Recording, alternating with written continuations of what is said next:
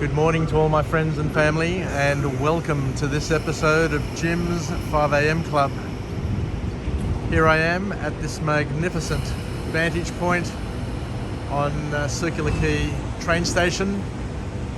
It's Friday, it's overcast, looks like it may be raining all day, so hopefully I get rained off the construction job that I'm working on, and get home early and get some time with my grandchildren, should I say. Anyway, what we'll do today is go through a book summary. Another interesting book summary.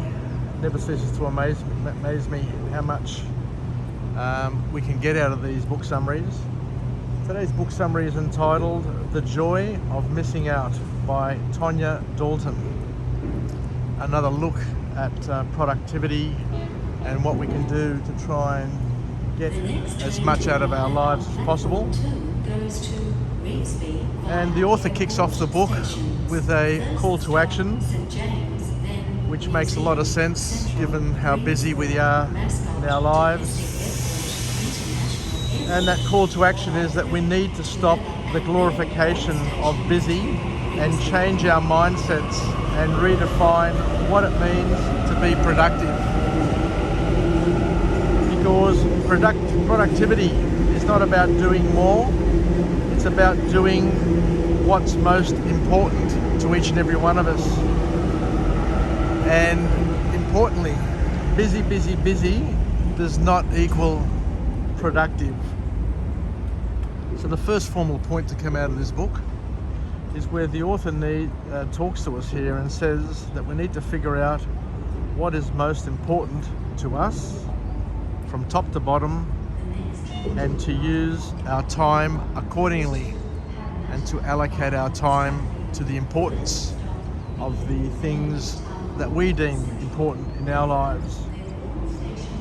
The important thing to understand, the key point for each and every one of us to appreciate, is that our lives are not perfectly balanced.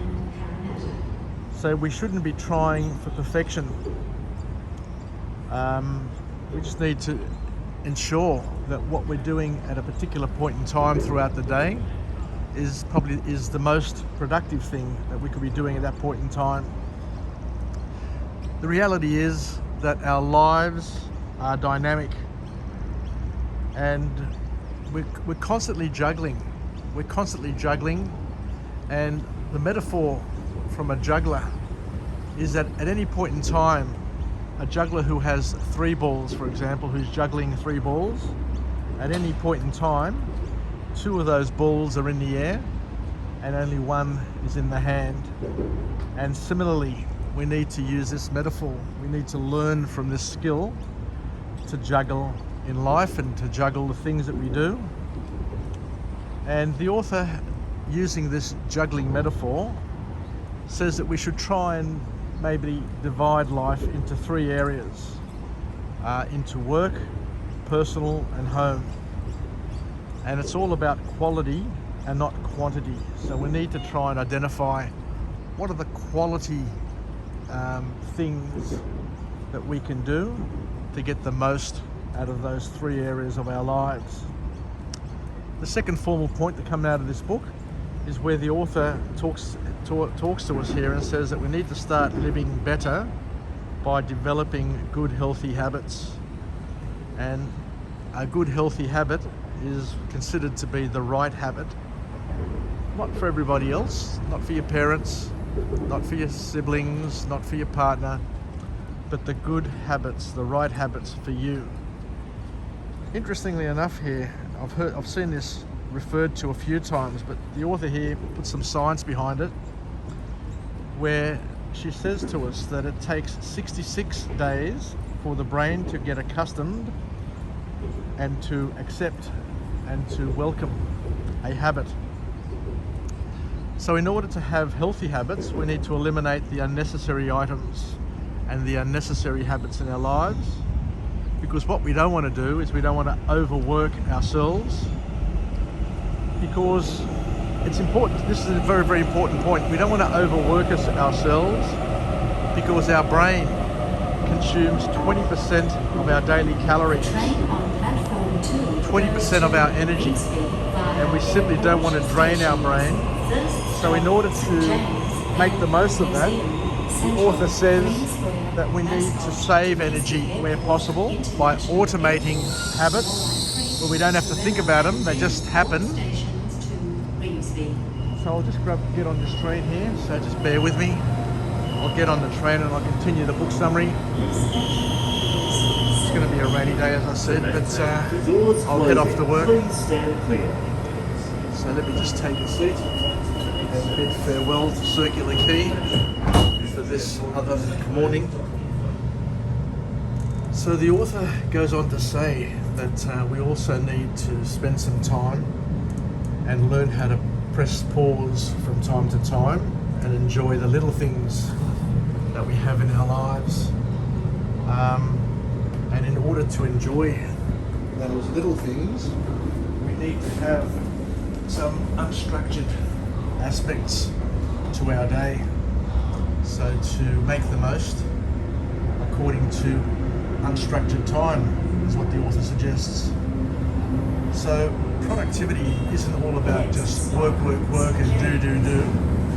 Productivity also includes having time off, leaving room for white space. Because if we don't take time off, if we're not careful with how we allocate our focus and our energy, there is a risk of burning out. And by burning out, work becomes of a lower quality, mistakes start creeping in to your work.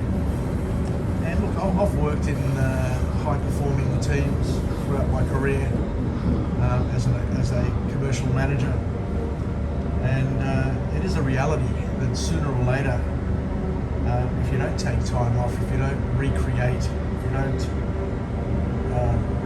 relax and just get away from it for a while, that you can burn out, you can get overwhelmed, and you can hate your job. So we need to give our brain time to recharge, and most importantly, not to feel bad about it.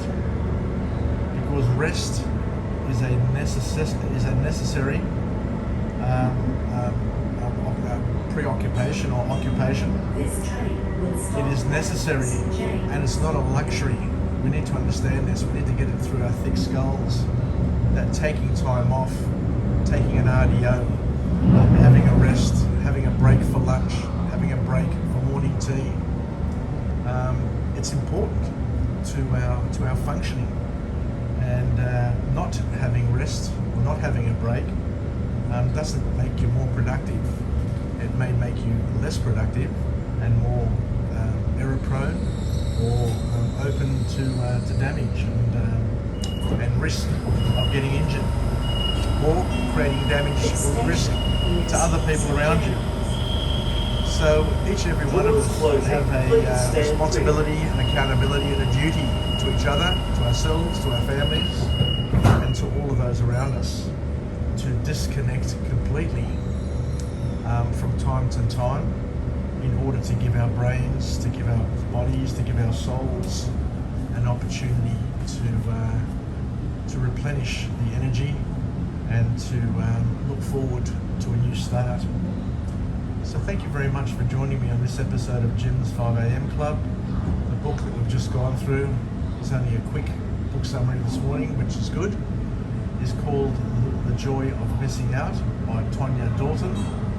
And we learn a few things there about making sure that we focus on what is important to us, by developing good habits, automating habits so that we don't put pressure on our energy sources and use up too much brain time, and also to have time to recreate and take time off without feeling bad or guilty about it.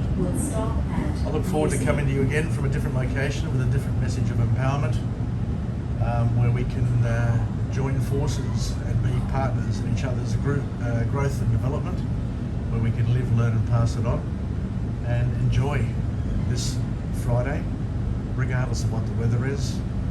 There's going to be something beautiful about today that we each need to discover in our own way. Take care, everybody. Yassas. And we'll chat again. Bye for now.